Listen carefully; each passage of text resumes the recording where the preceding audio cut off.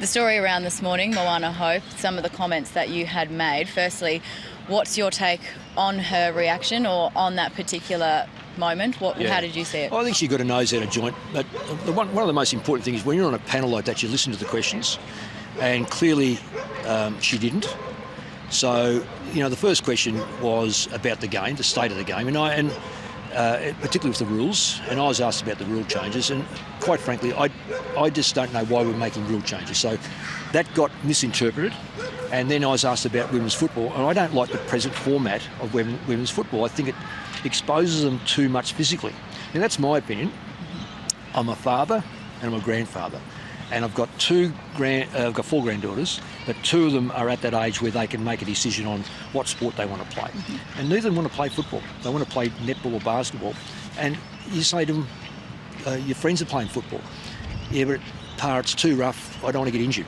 Now, so my take on that is, let's get the game into such a manner that it doesn't expose the girls to the injuries that some of the men are copying, because we're built differently. So there's no indication whatsoever that I don't like football. I think it could be better. And as far as mixing up the rules and the women's game, that's her probably inability to really stay focused on the questions. And how would you like to then change up the format if you could? Men, even at our top level, there is hints of suggestions of take the bump out. That's the first thing that should come out of women's football, the bump, because it's dangerous if you're not built for it. Secondly is the tackles. I think I'll put this away like this, that all the major codes in the world, the first thing they're looking for in rule change is the protection of players. Some of the great rules that we've done here is certainly the ruck work, where we've put circles in place, so we no longer have as many knee injuries. So the concussion rule, we don't want to see players get hit head on. So we are now protecting that far better. We do it in rugby, we do it in American football, Australian rules football. So the first thing that I'd be looking at if I was running the women's competition would be, how can I have as many players play and avoid major injury?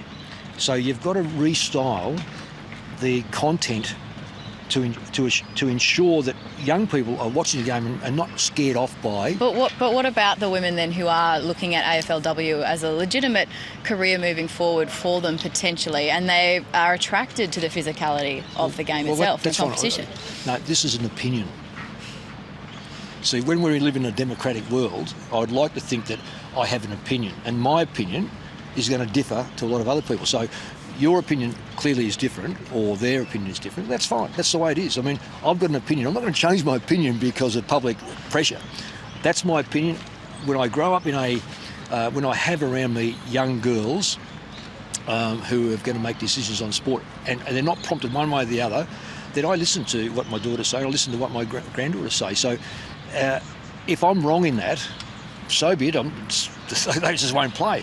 But if I'm right in that, and hopefully we don't see severe injuries, but surely to goodness that my opinion is my opinion. And I will stick to it and say that the current format of women's football I don't like. It's as simple as that. Can you see then that Mo Hope though, and then her opinion about your comments? Can you see her side of it then? Only if she was prepared to listen to the question. And she's got the 2 questions mixed up into one. So I think that one of the annoying things about this is that being a panellist, it's very important you listen to the question. Okay. Mick Malthouse, thank you for taking the time to join Pleasure. us on ABC News Breakfast. We really appreciate it. Ahead of the grand final tomorrow, Collingwood taking on West Coast. There is another grand final, of course, the NRL grand final. I'll have all the news coming up with that very shortly.